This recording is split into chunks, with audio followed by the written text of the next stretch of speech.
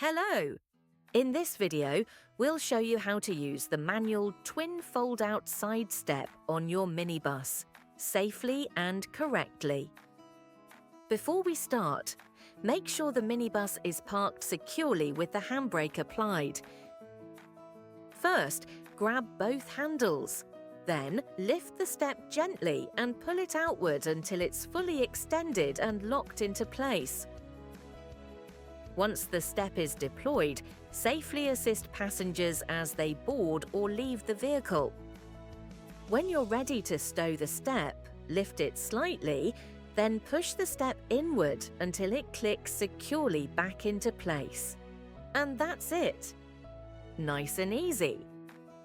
Thanks for watching.